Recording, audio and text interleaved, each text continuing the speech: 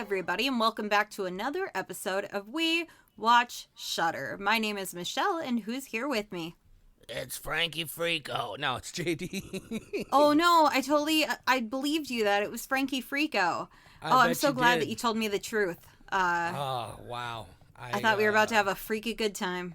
I wasn't even sure that I was going to be able to pull off that impersonation, but apparently I'm Don't worry, you didn't.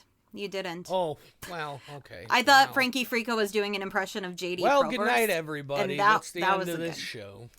Oh, that was a really good impression of Frankie Freako doing an impression of yourself.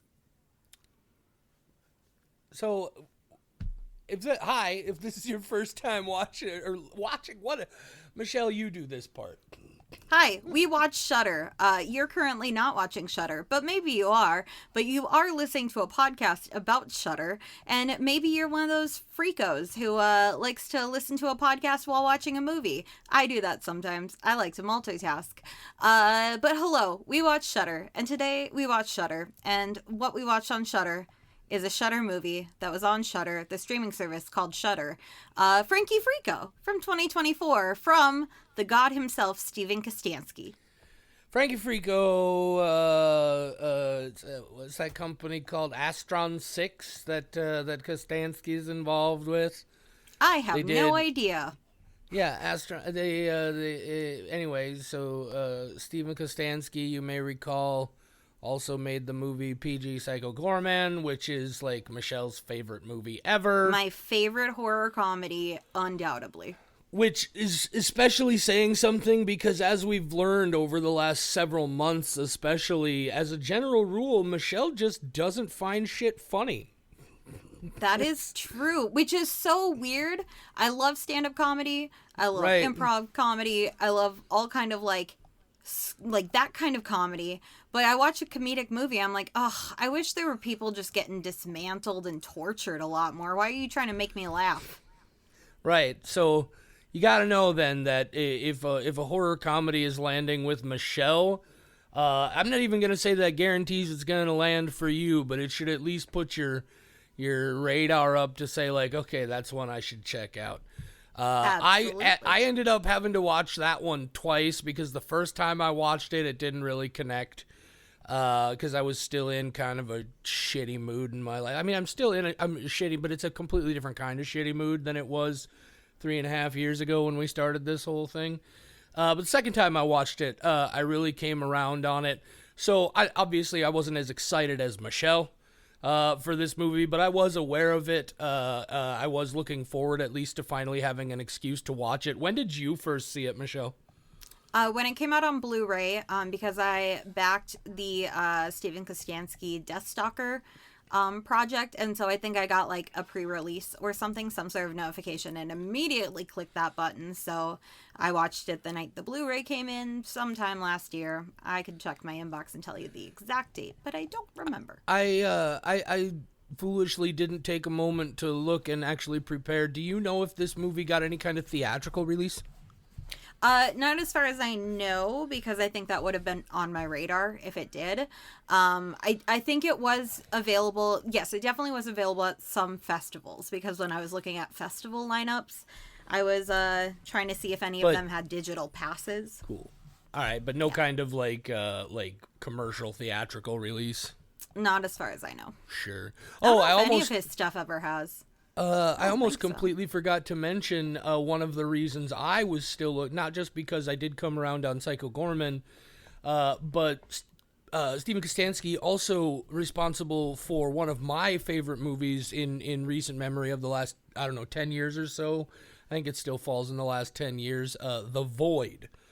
If you've ever seen that film, I know Michelle's seen. I love that fucking movie. It's super good. It's a completely different kind of movie than Psycho Gorman or Frankie Freako, but also very similar in a lot of ways. Anyway, man, I just got right to business today, Michelle. What is that about?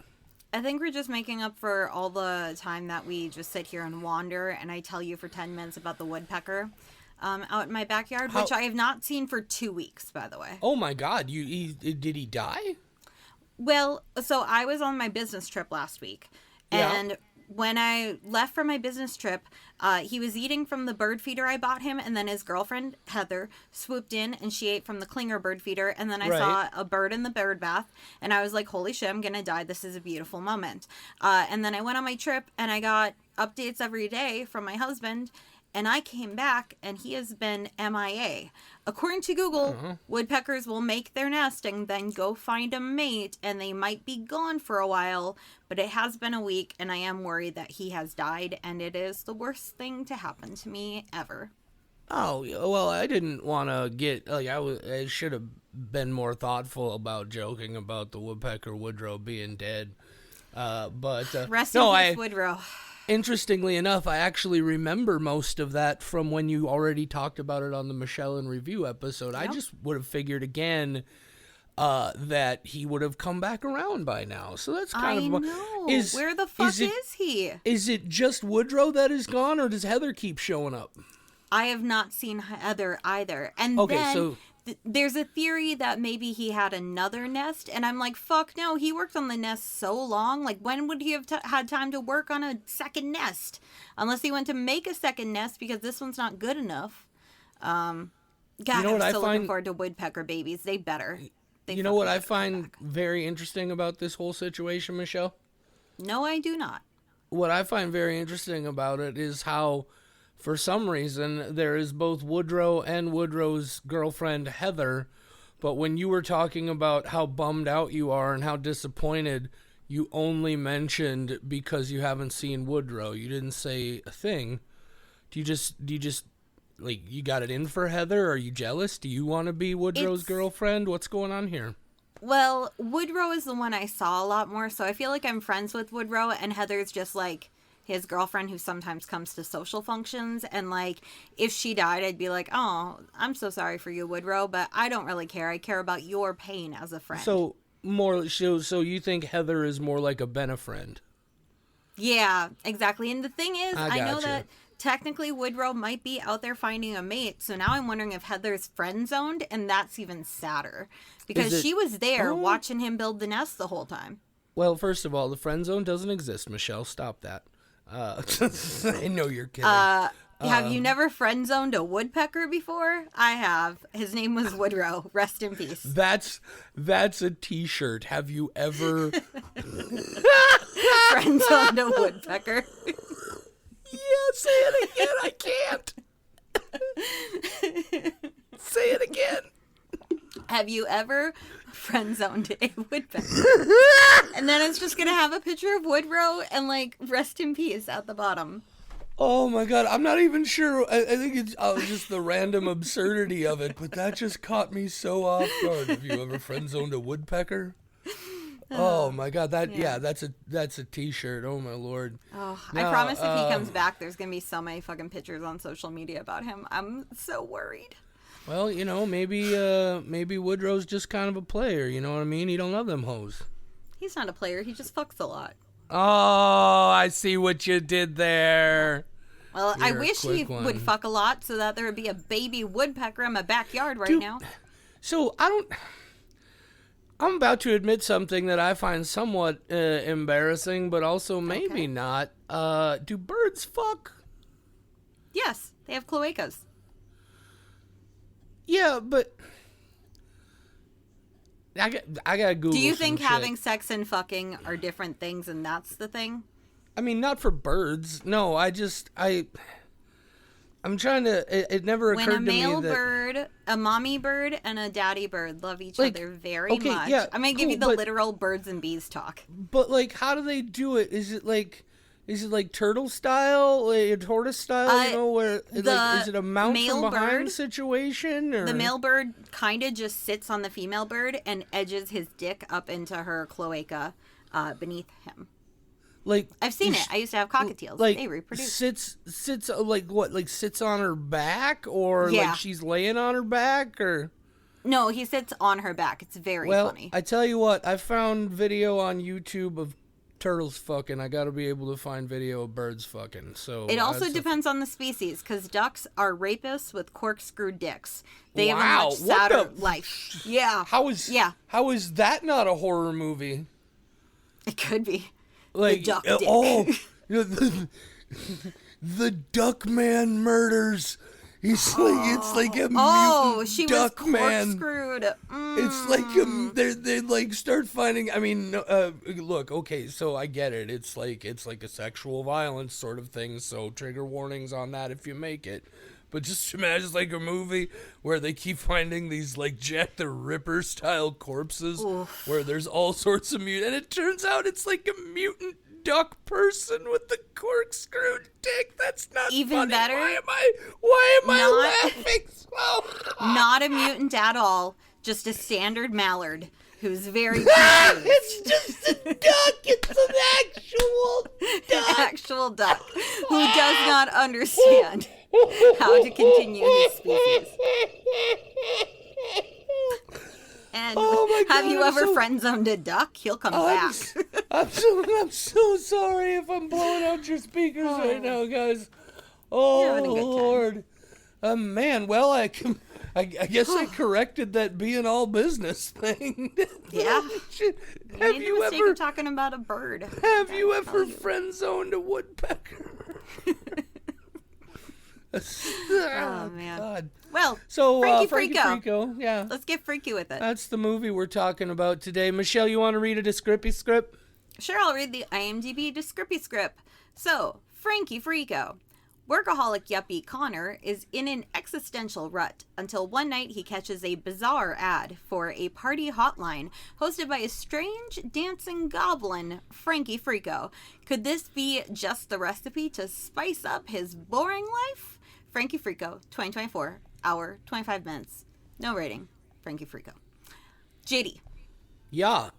Would you like to hit us with your spoiler-free thoughts? Sure, I'd love to. This movie is fucking delightful.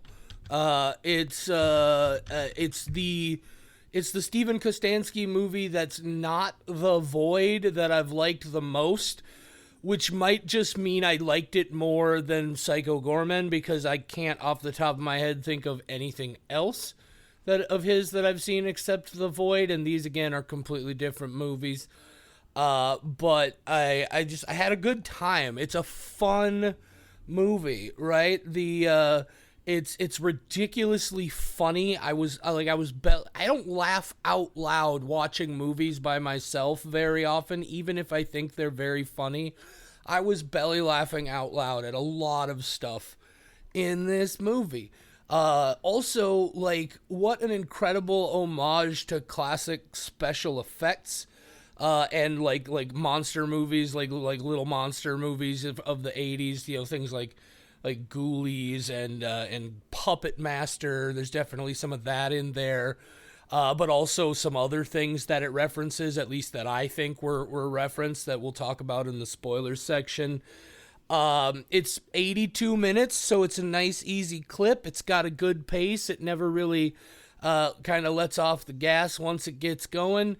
And yeah, it's just a super good time. There's a point where it just becomes, you know what, I don't even want to mention that in this because it's something that was surprising enough to me that I want it to be in the spoilers section, but there's a change about halfway through this movie, a pretty significant change, that I thought was just like, oh, we're doing this now? It was so fun, Michelle, is the only way I can describe it.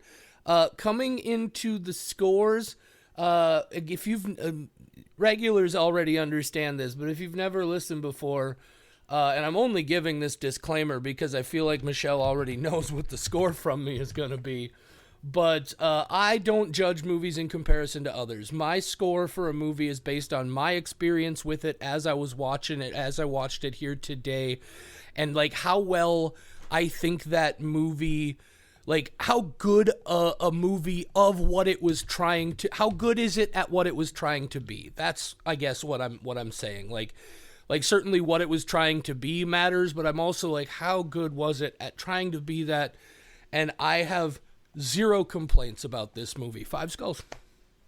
Wow. 5 skulls Michelle, from JD. this was so goddamn fun on a number of levels. It was just a hoot, and it's ridiculous.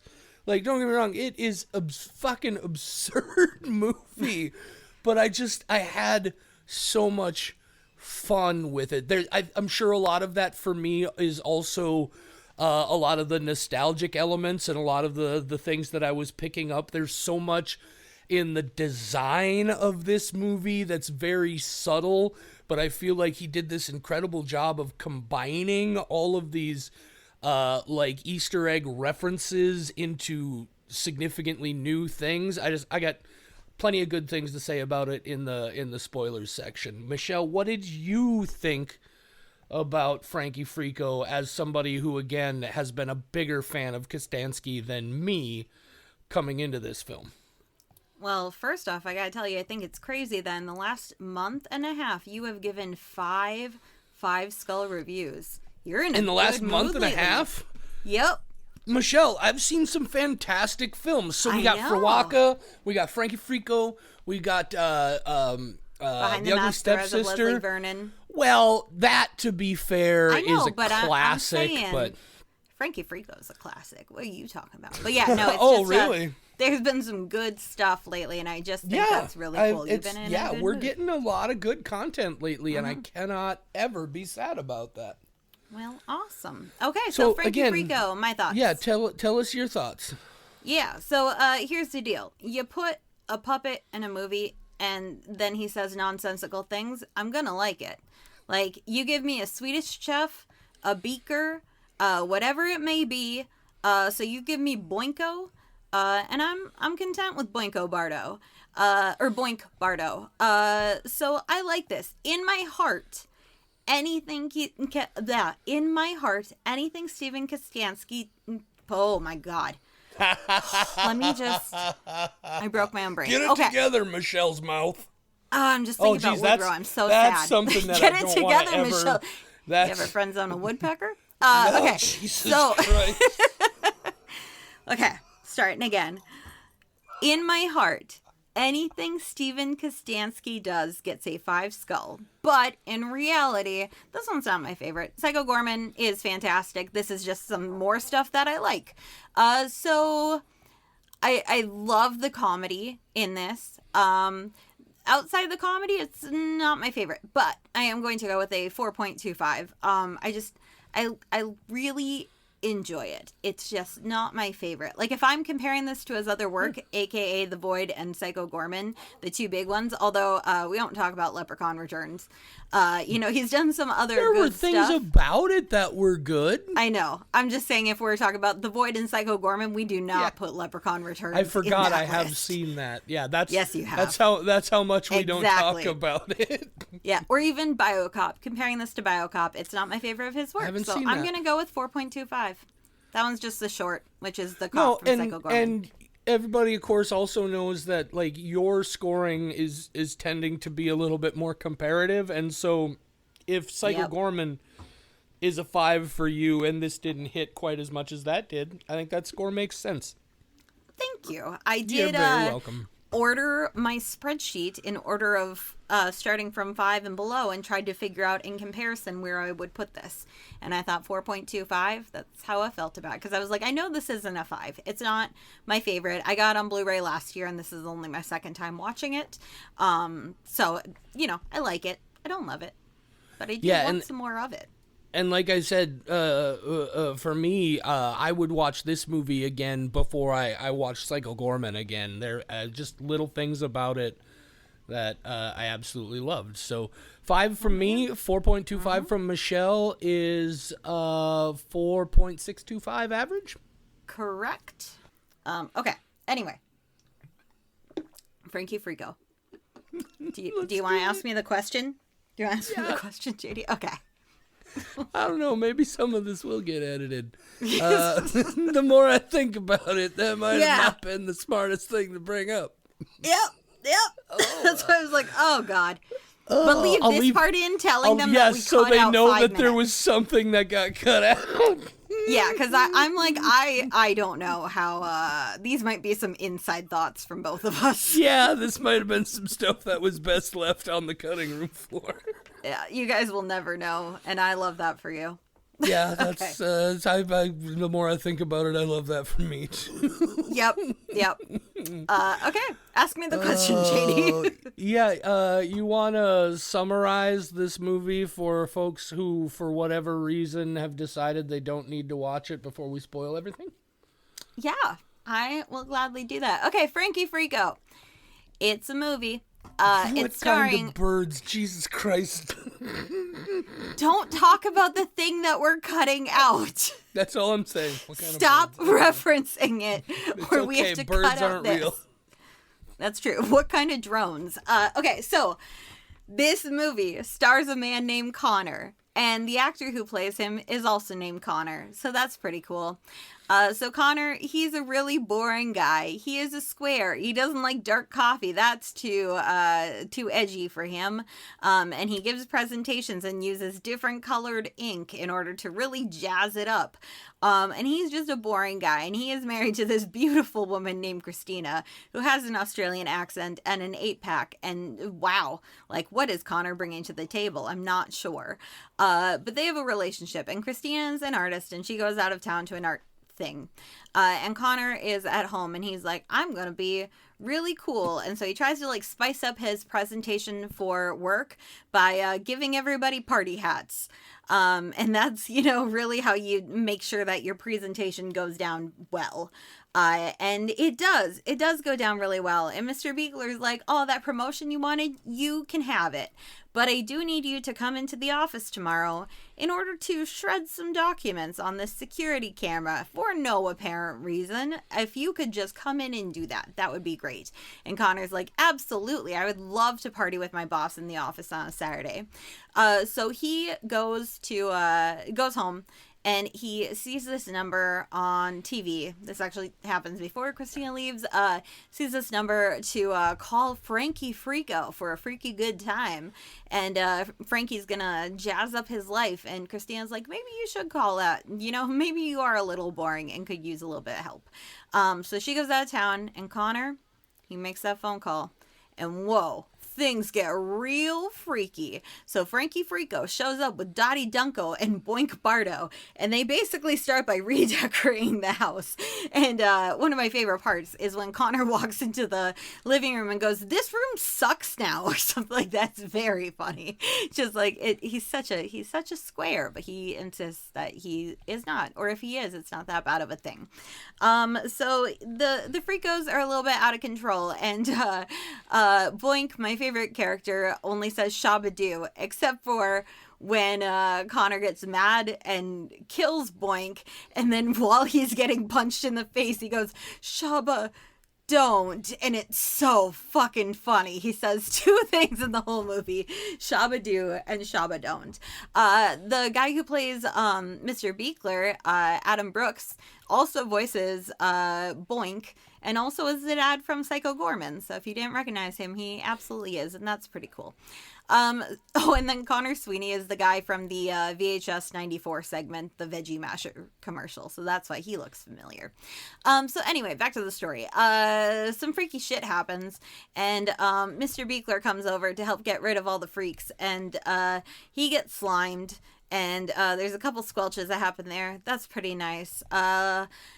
Eventually, we get to the part where Connor and the Freakos are having a real good time, and they're friends, and then he learns the truth that they escaped from, I think it was Freako Land, something like that, where all the other Freakos live, and now they have commercials to pay their rent. I don't know exactly how it works. I didn't look into it that deeply.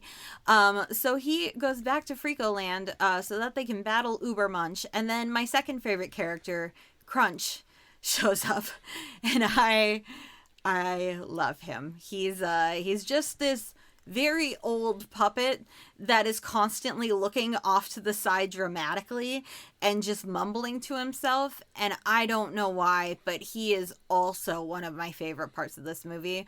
Also, Connor gives another great piece of dialogue of concubine, what that is, and that's just very funny to me too. But he's going to become Munch's concubine, and they put him in a very great outfit in order to represent that. So Crunch spins a wheel, and then he gets electrocuted or melted or something, and then Connor, he spins the wheel, but he's got 0% freakiness, and then that's confirmed, and that's crazy.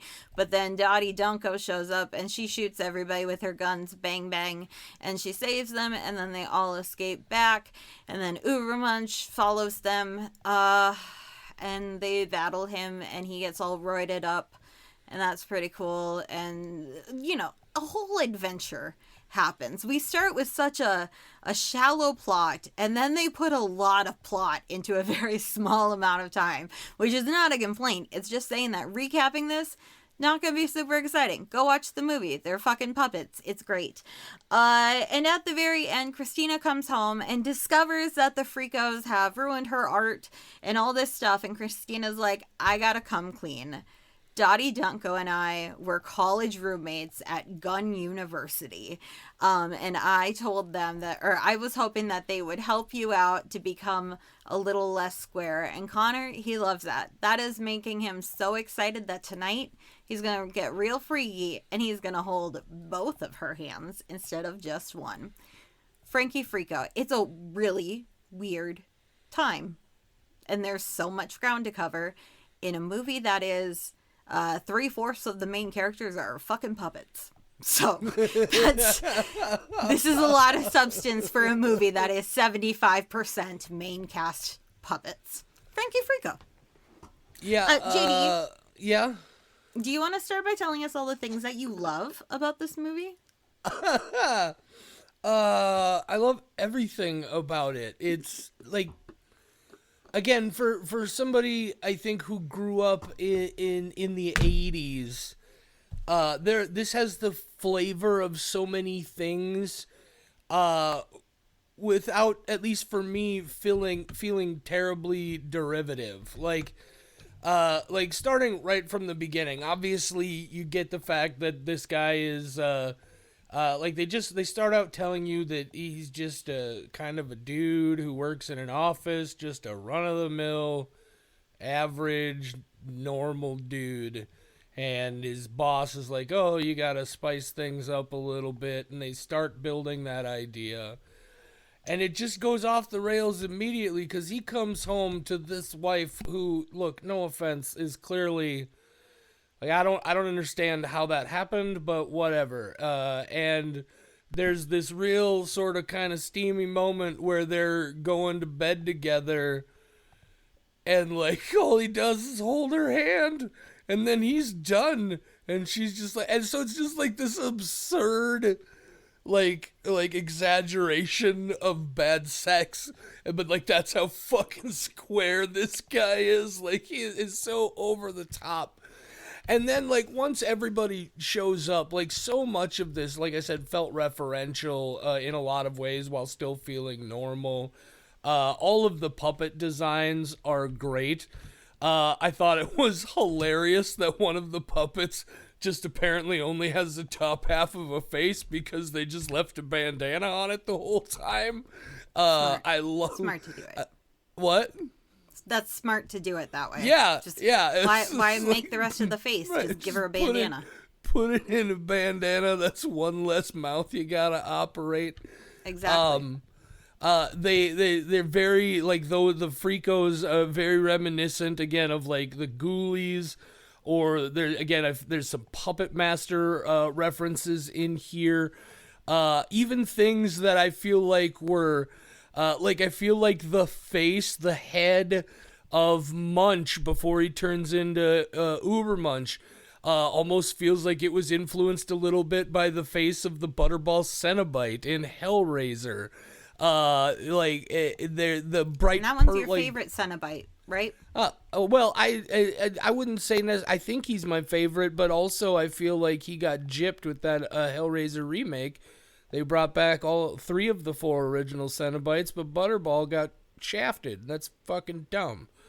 Anyway, so like all of that stuff, when they go to Freak World, and there's that sudden transition into like, all right, we're taking full dive. This is all going to be like blue screen backgrounds and crazy 1980s special effects.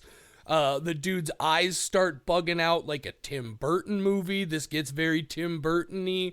It's got some influences, I think, of even like the I think it was a 1990 thing, but the Warren Beatty Dick Tracy, like the fact that the Frankie Freako commercial is modeled after like a 1980s late night TV 1-900 number ad. This is just layers of nostalgia, even in design. Also, I don't know why, or if it's just another random thing that isn't supposed to be referencing anything specifically from the 80s, but it can't possibly be a coincidence that the bad guy and his sidekick are Crunch and Munch.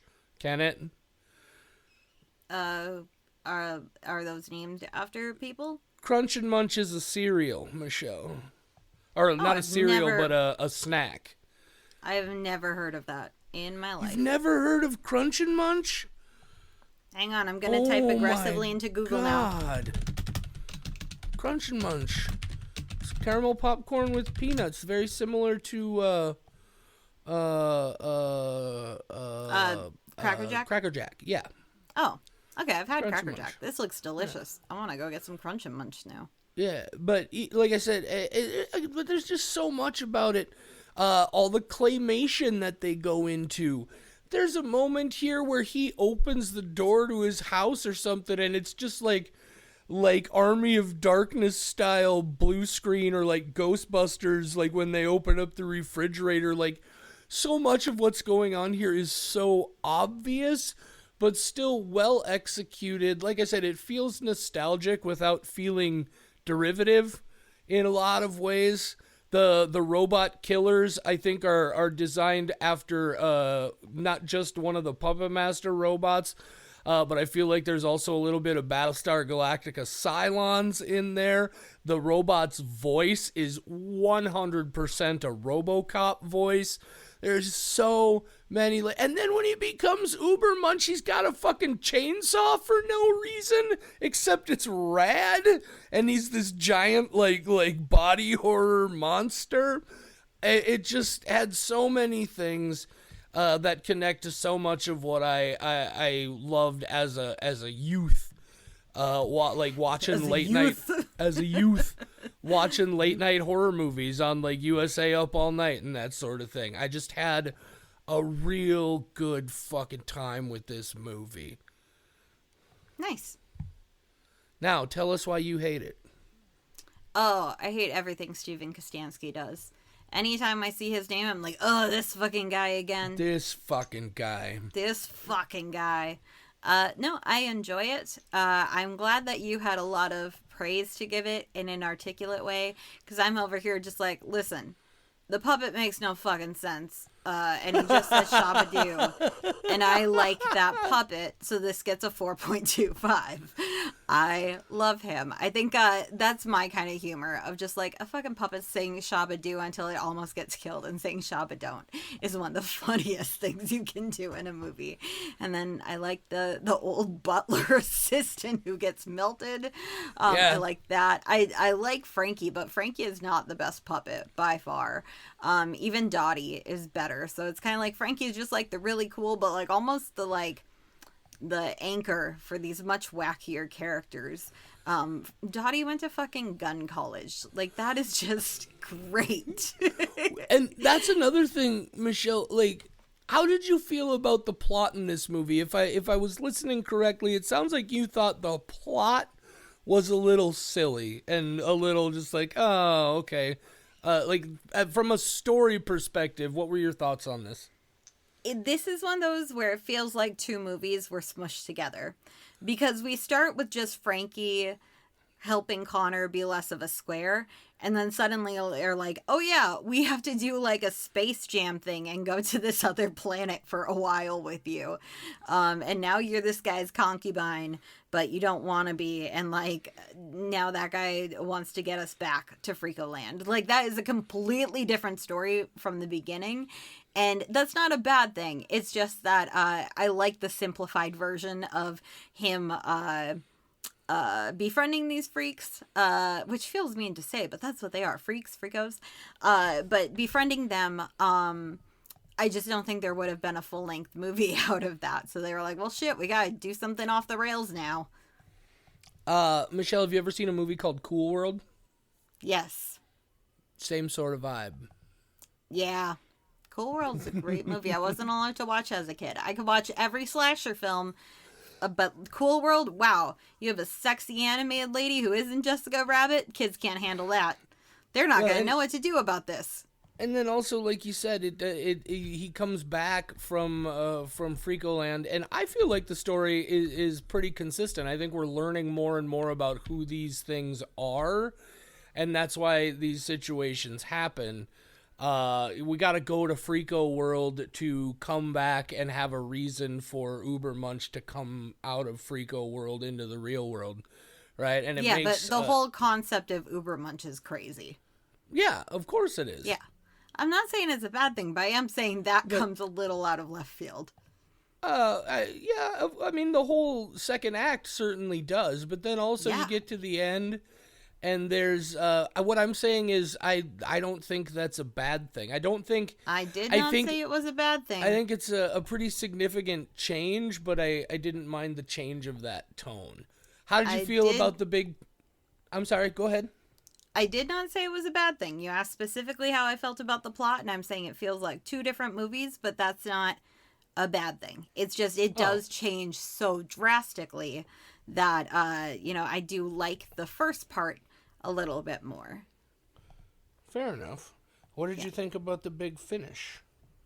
Where all of a sudden... I love a good finish. I'm all about that finish. Oh, man. Now I'm just thinking of Final Destination 6, which I just left the theater for, and that's got a real good finish.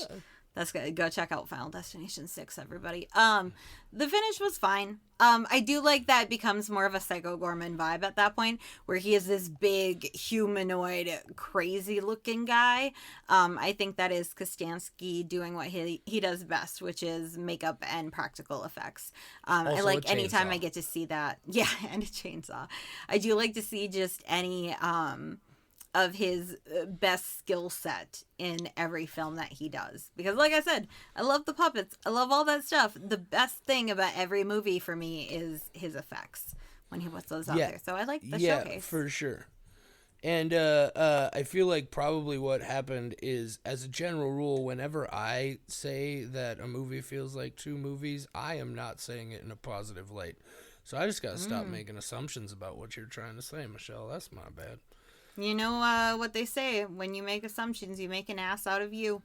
And umption. Oh. Okay. No, I also loved that shift at the end where it's like, oh, I set this whole thing up. Reminiscent to me of movies like The Game. Like, there are not, like, it's 80s and 90s references going on here. Like I said, The Game, some of Dick Tracy. Like even just that opening scene where she's like pulling up her stockings or whatever, very reminiscent of like late night. In fact, there was a show on USA called Silk Stockings. It was like but it was stockings like stalkers. It was like a murder show in high class world or whatever, but you got way more nostalgia bits than I do, and I can see why that would definitely add to your love of it, because I have known like 3 of the references you have made. I didn't even know the fucking snack. There's just so many layers upon layers of things here that I kept catching on to. I definitely want to watch it at least once more, because I'm sure there are things that I missed. Even... the costume that he gets put into when they go to Freako World to be Ubermunch's concubine is very reminiscent of a costume from one of the, I believe it's the first 2 episodes, because it was a 2-parter of Star Trek The Next Generation, where they go to this planet And there are like it's very similar to the costumes that the clothes that the people on that planet wear, and it's this weird like hedonistic pleasure planet situation or something. Anyway, just even little things like that just throughout this, I was like, oh, yep, that and that and that. Even just general styles, like I said, the Tim Burton. It's got puppets. It's got stop motion. It's got people wearing masks and huge appliances. There is so much. When that dude gets fucking dumped with glue for God knows how long, and then they forget him, and all of a sudden they come back to the basement, and sure enough, he's still down there. That's a thing that I didn't even catch on to until we got close to the end. Nobody in this movie dies. Except for... They just get stuck to the ground with glue. He's fine. They'll get him food. I mean, obviously they'll figure out a way to get him off that floor, Michelle, but Maybe. like it's just lots of nail polish remover. Like it's a movie that I feel like, except for the little gross bits, would also be perfectly fine to show to kids. Like it's a little goopy, but it's so fucking silly. And I had so much fun with it. I know so many children, and I'm going to be like, hey, can I babysit your kids, friend of mine, and show them this movie? And they're going to be like, no, also never call me again, because that's the problem. I just keep trying to take all my friends' kids and show them horror movies. That is the only, I'm just like, I'm going to borrow them for a bit and show them all 6 Final Destination films. They're not going to sleep tonight. Good luck. I haven't done that with any of them yet, but I am teaching my little brother about so many horror movies he did not know about, and I'm the proudest big sister ever. Dope. Yeah. He hasn't seen any Final Destinations before tonight, and I'm just real proud of Brandon branching out. He hasn't seen any of the Know What You Did Last Summer. We're gonna get him.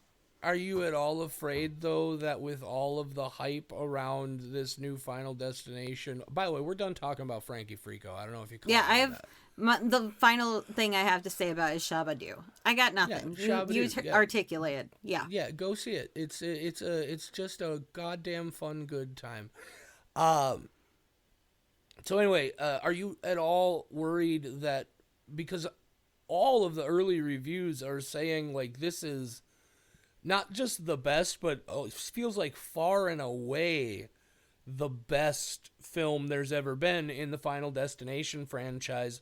I know you said you loved the shit out of it. Other people that you were with loved the shit out of it. Are you worried that if he goes back now and watches those previous movies, it's just going to be kind of a letdown? No. Okay. Because the thing about the Final Destination series that is so good is that they get creative with how they kill people, and it is always a gigantic, tense thing. And I feel like Final Destination 6 just has a lot more people to kill than the other ones do, but it's still very interesting. I'm still scared of tanning beds from FD3. I obviously am afraid of driving behind logs because of FD2. I'm afraid of glass panes falling on me when I'm leaving an office. LASIK surgery. There's so many things that are terrifying. Acupuncture. There's a lot of really creative deaths, and I hope that he just enjoys them. I did tell him that the 4th one, the Final Destination, because it was supposed to be the last one, is the worst because it just relies on 3D and it's not good, but they bring it back with the ending of FD5. God, that ending shocked me. It's not the worst, Michelle. It's your least favorite. Which would also be the worst. I will tell them to their face that they made the worst Final Destination, but that isn't saying the worst movie ever. It's just they got some strong competition. That one did not live up. I mentioned it on Facebook, but I do want to say that the most interesting thing to me about the Final Destination franchise is how many people apparently never at any point whatsoever imagined a log falling off the back of a lumber truck and smashing into them at high speeds on the highway until they saw that movie. I don't think I've ever in real life been behind a log truck. See, that was what I was going to say. Is just like, is that such a rare experience, maybe, because I've been behind lumber trucks a bunch of times.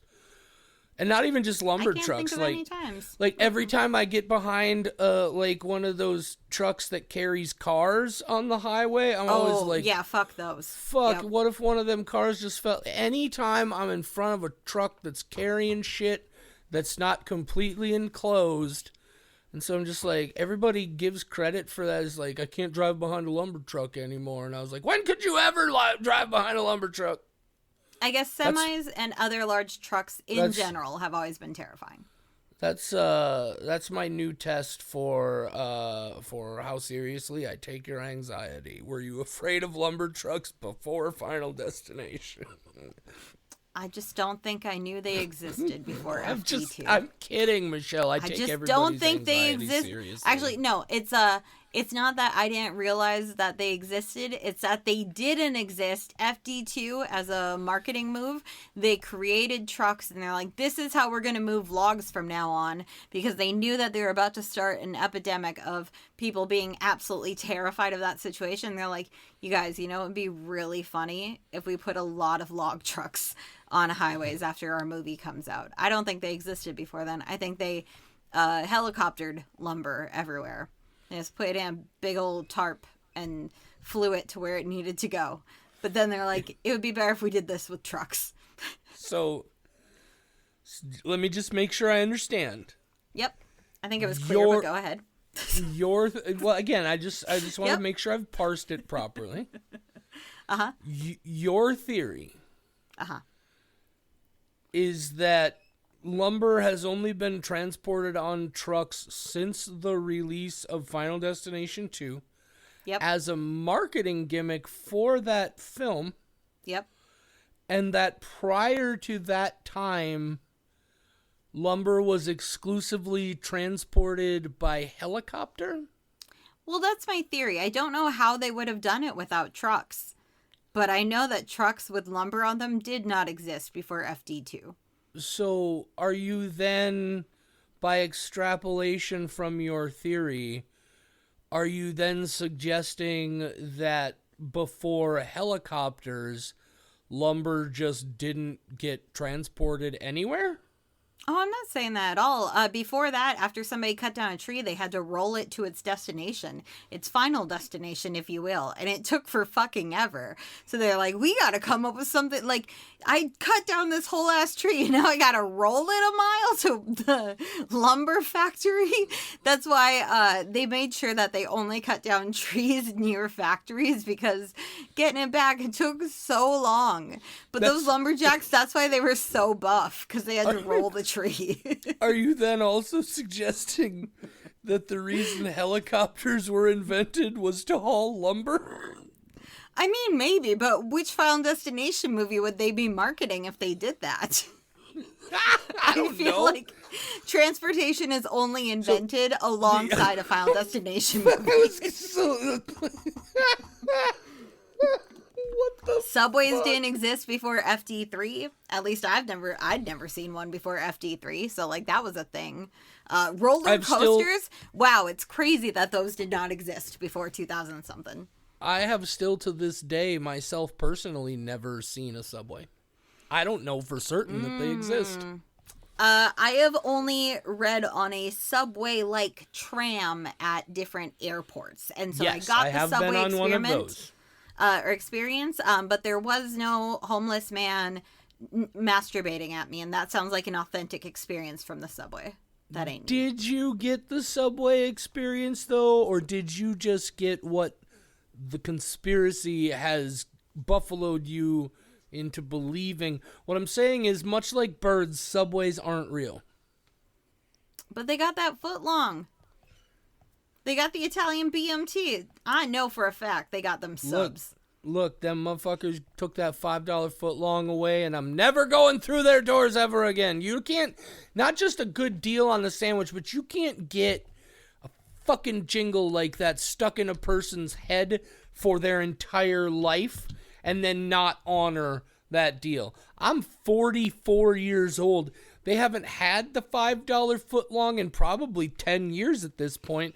Every time I drive past a Subway, $5, $5 foot longs, except they're not. They're like $12 fucking dollars. They currently have a promotion for $7 foot longs, and I know that because I'm on their website because now I want to get Subway in the morning. You know what a $7 foot long is, Michelle? Not a $5 foot long. But due to inflation, that's not too bad. Listen here. I'll tell you a thing or two about inflation. It's not real like birds. Inflation is not real. Like money is not real, by the way. I'm not sure if you knew that. Now you're getting crazy. Money is not real. Also, by the way, fuck a plantation. Say goodnight, Michelle. Shabadoo. Good night, Michelle.